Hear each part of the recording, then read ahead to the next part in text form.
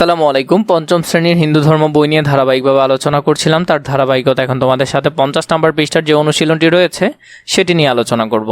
ক নম্বরে আমাদেরকে কিছু সঠিক শব্দ দিয়ে শূন্যস্থান পূরণ করতে বলেছে, তো এগুলো আমরা পূরণ করব, উত্তর সহ আমরা দেখব।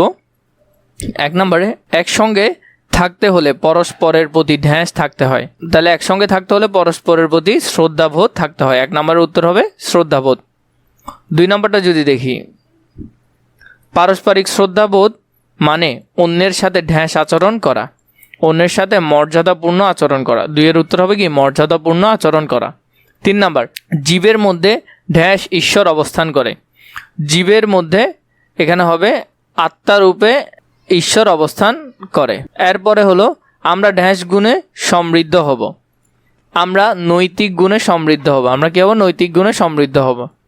এরপরে 5 নম্বরে বিশ্বমিত্র নির্বিঘ্নে ঢ্যাঁস সম্পন্ন করলেন, বিশ্বমিত্র নির্বিঘ্নে যজ্ঞ সম্পন্ন করলেন। তাহলে এই যে উত্তরগুলো আছে এগুলো সুন্দর করে লিখে ফেলবে। পরবর্তী টপিকে যদি আমরা দেখি, আমাদেরকে দিয়েছে বাম পাশের সাথে ডান পাশের বাক্যাংশ মিল করো। আমরা বাম পাশের সাথে ডান পাশের যে বাক্যাংশগুলো আছে এগুলো মিল করব।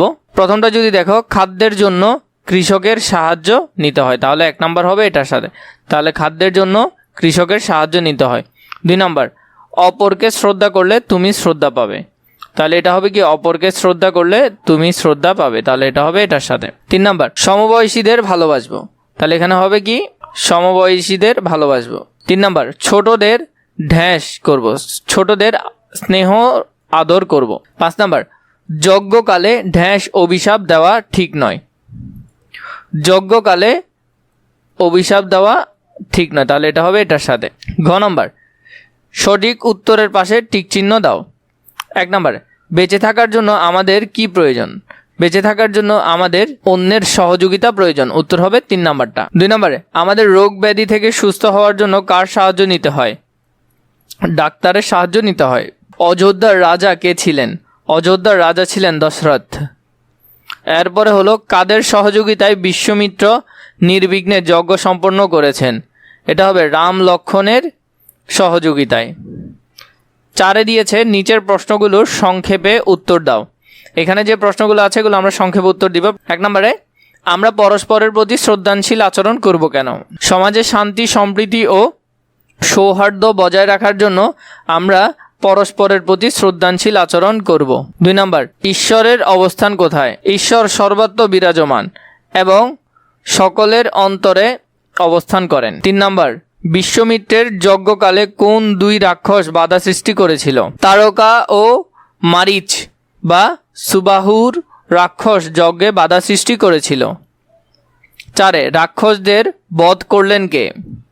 রাক্ষসদের বধ করলেন শ্রীরামচন্দ্র, রাক্ষসদের বধ করলেন।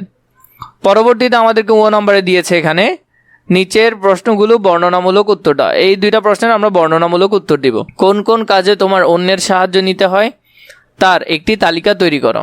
1 নম্বরে দেখো, আমার যেসব কাজে সাহায্য নিতে হয় তার তালিকা। আমাদের দৈনন্দিন জীবনে অনেক কাজেই অন্যের সাহায্য প্রয়োজন হয়, যেমন 1, পড়াশোনার কঠিন বিষয় বুঝতে শিক্ষক বা বন্ধুদের সাহায্য নেওয়া। 2, অসুস্থ হলে ডাক্তার ও পরিবারের সদস্যদের সাহায্য নেওয়া। 3, ভারী জিনিস বহনের সময় অন্যের সাহায্য নেওয়া। 4, নতুন কোনো কাজ শেখার সময় অভিজ্ঞ ব্যক্তির সাহায্য নেওয়া। 5, স্কুলের কাজ বা দলগত কাজ করতে বন্ধুদের সহযোগিতা নেওয়া।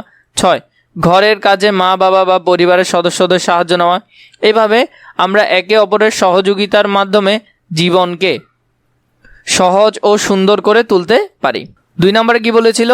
রাজা দশরথ ও বিশ্বমিত্র মুনি গল্পটি থেকে তুমি কি নৈতিক শিক্ষা পেলে তা লেখো। রাজা দশরথ ও বিশ্বমিত্র মুনি গল্পটি থেকে আমরা গুরুত্বপূর্ণ নৈতিক শিক্ষা পাই। এই গল্পে দেখা যায় বিশ্বমিত্র মুনির যজ্ঞ রক্ষা করার জন্য রাজা দশরথ তার প্রিয় পুত্র রাম ও লক্ষ্মণকে তার সাথে পাঠান। এতে বোঝা যায় যে কর্তব্য পালনের জন্য ব্যক্তিগত আবেগকে ত্যাগ করতে হয়। এছাড়া গুরুজনের আদর্শ মেনে চলা এবং ধর্ম রক্ষার জন্য সহযোগিতার সাথে কাজ করা অত্যন্ত গুরুত্বপূর্ণ। এই গল্পে আমাদের শেখায় যে সত্য ও ন্যায়ের পথে চলতে হলে ত্যাগ, সাহস ও দায়িত্ববোধ থাকা প্রয়োজন। তো এটা খুবই গুরুত্বপূর্ণ, এটা ভালো করে দেখবে।